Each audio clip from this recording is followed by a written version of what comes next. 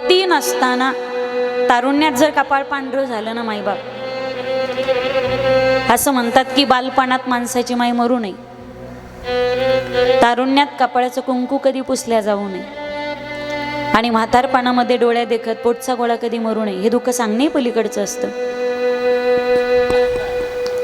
कदाचित बाई वारली तर त्या पुरुषाला दुसरं लग्न करता येतं,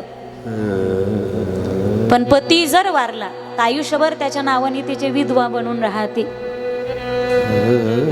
किती चांगली वागली बाई तर विधवेकडे समाज वाईट नजरेने पाहतो, पण लेकरासाठी तर तिला कंबर कसणंच आहे ना, तिला काम करणं आहे ना.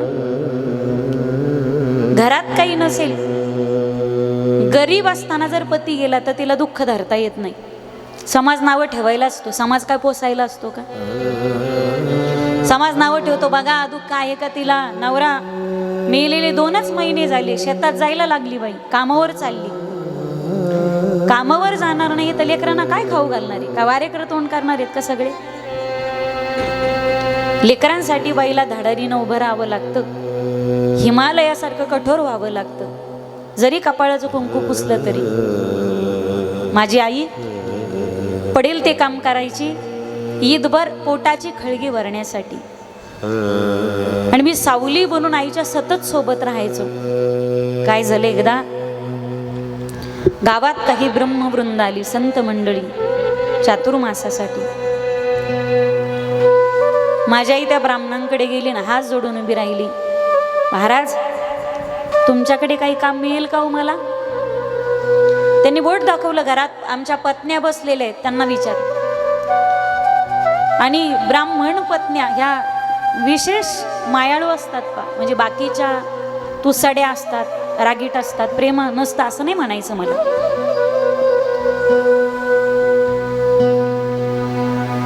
त्यांनी कामावर ठेवून घेतलं. माझी आई त्यांची धुणी भांडी करायची, उष्टी काढायची, खरकट काढायची. माझी आई ब्राह्मणाचं दास्यत्व करायची, आणि ते साधू संत ज्यावेळी चातुर्मासात प्रवचन करायचे ना, मी पुढे बसून ऐकायचो. 5 वर्षाचं लेकरू मांडी घालून एकाग्रतेने ऐकायचं. माझा बाल सुलभ स्वभाव, ते संत वृंद प्रसन्न व्हायचे माझ्यावर.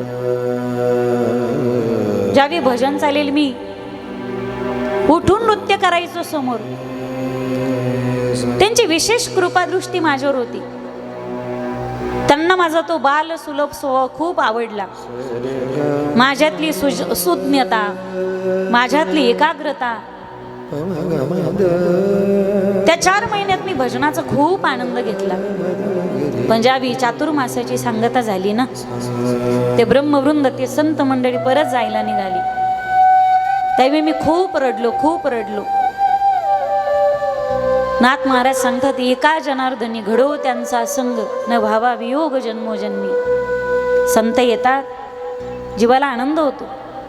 ज्यावेळी संत तुटले जातात ना, त्यावेळी अंतकरण सुद्धा तुटल्या जातं. काही माणसं असतातच अशी हो. 5-7 दिवसात आम्ही आलो तर आम्हाला वाटतं लावताना 7 दिवसांनी, 8व्या दिवशी लोक रडतात.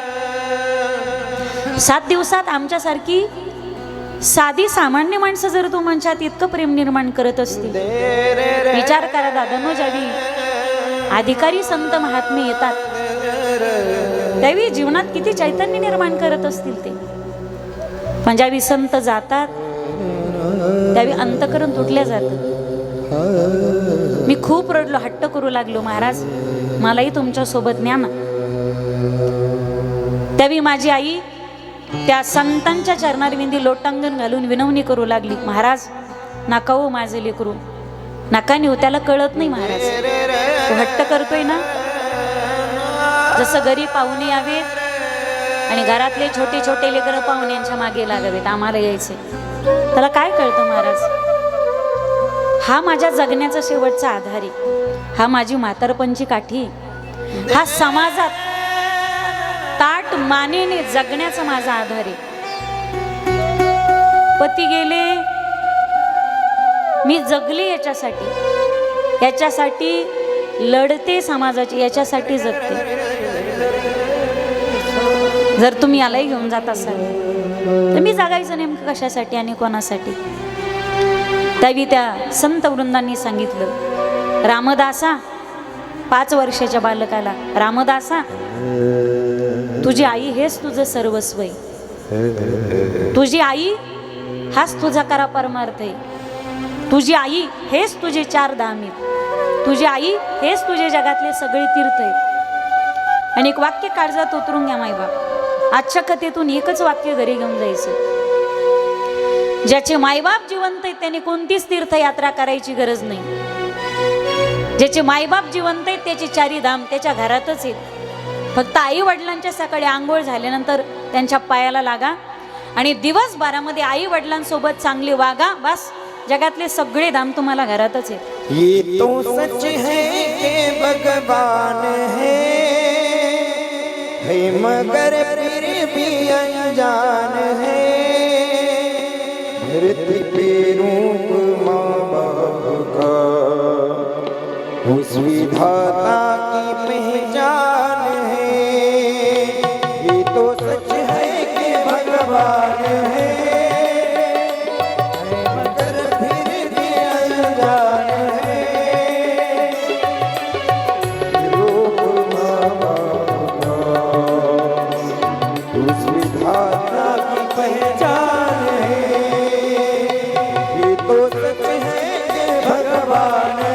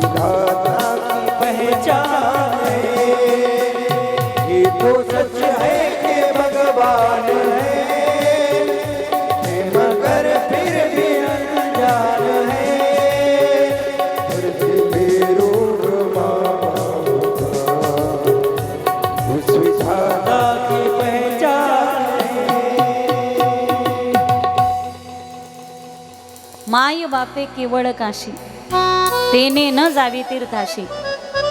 ज्याचे मायबाप जिवंत आहेत त्याने कोणतीच काशी करायची गरज, त्याने घरीच काशी नीट करणे. ऐकताय ना तुम्ही? त्याने घरीच काशी नीट करणे ही आपली लई मोठी काशी झाली बा. तुझी आई हेच तुझं सर्वस्व आहे. त्यांनी छोटी विणा दिली मला, ही गळ्यात घाल, याच्यावर भजन कर. आईच्या सोबत राहा, सावली सारखं राहा तिच्या सोबत. आई आहे तोपर्यंत आईला सोडू नकोस. संत निघून गेले, आईच्या सानिध्यात राहून मी भजन करायचो. एक दिवस काय झालं, संध्याकाळचा समय होता आणि आई दुसऱ्याच्या गोट्यात ज्यावी गायीची धार काढण्यासाठी गेली ना, दुग्ध दोहनासाठी, अपूर्ण प्रकाशात एका विषारी सर्पावर तिचा पाय पडला. सर्पाने दंश केला. सर्प विषारी होता. तडफडत तडफडत आई खाली पडली.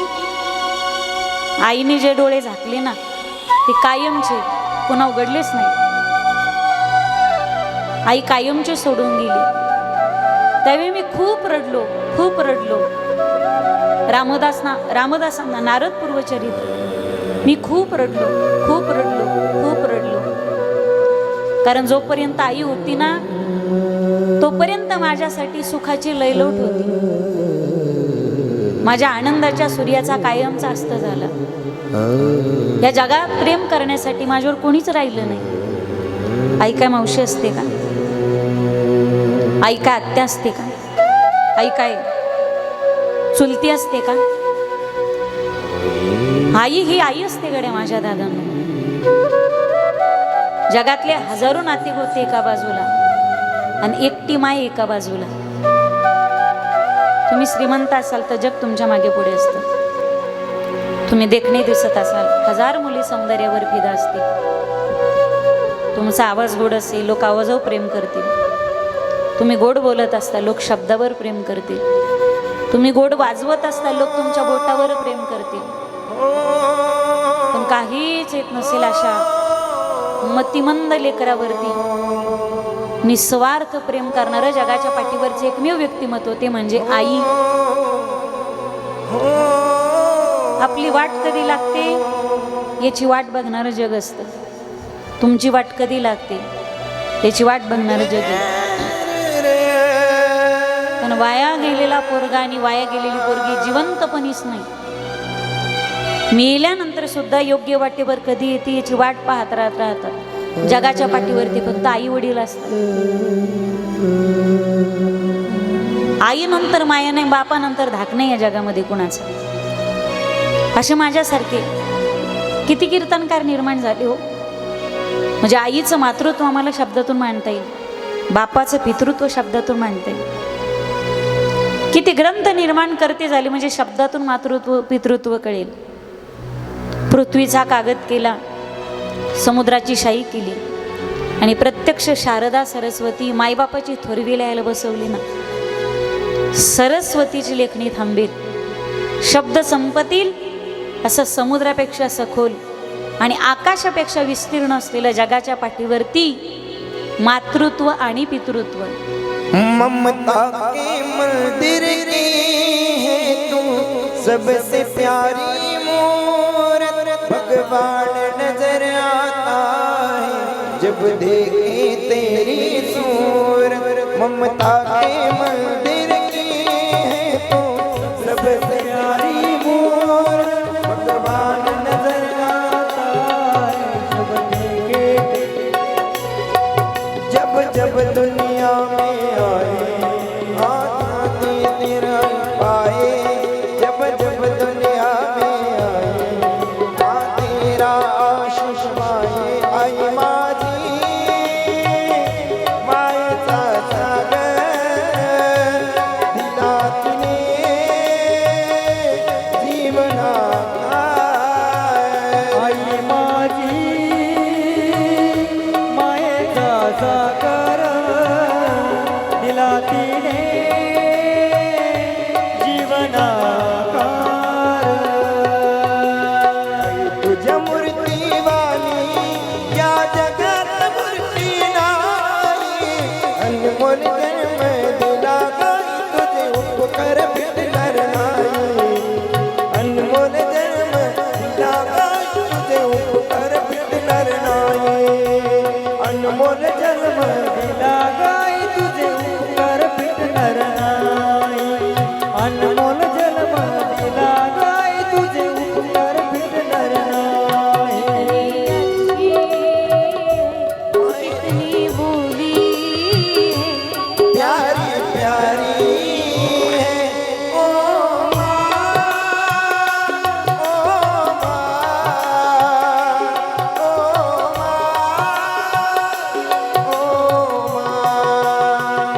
तू कितनी अच्छी है, कितनी प्यारी है, प्यारी प्यारी है ओ माँ,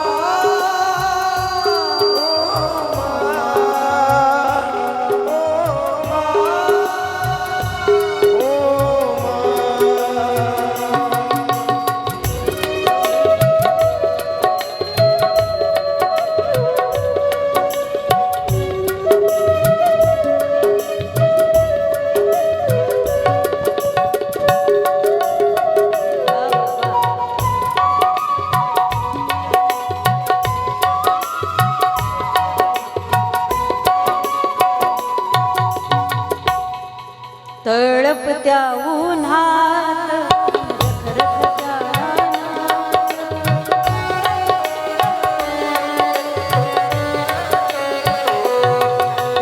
तळपत्या उन्हात रखरखत्या रानात राहिली समाजासाठी कष्टाच्या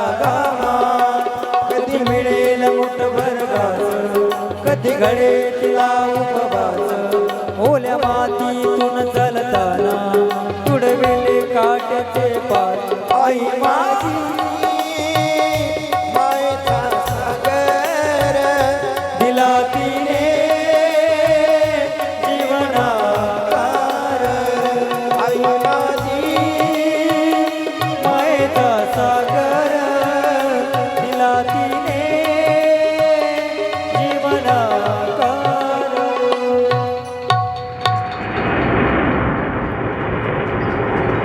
तिनं बांधलं घरटा दिला विसावा निवारा बेस कमी करून ट्रबल वाजवा तिनं बांधलं घरटा दिला विसावा निवारा घेऊन या पंखाखाली भरविला मुखी चारा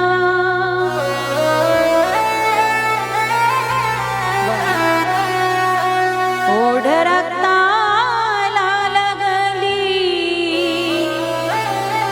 लागे चाहूल फुटाया आज घायाळ पक्षीने जाई पिलाना भेटाया आज घायाळ पक्षीने जाई पिलाना भेटाया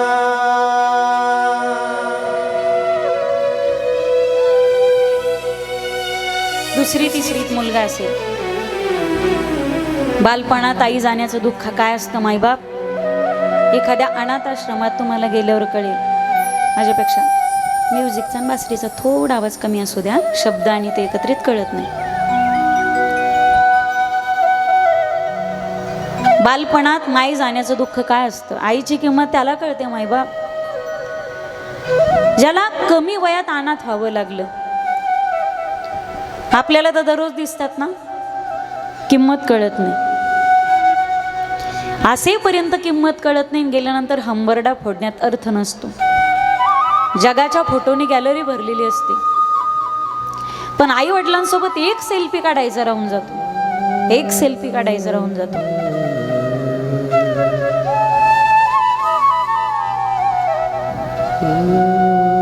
9 महिने झाले आता एकही क्षण असा जात नाही ज्या दिवशी वडिलांची आठवण येत नाही 2 ऑगस्ट माझ्या आयुष्यातला सगळ्यात काळा दिवस आहे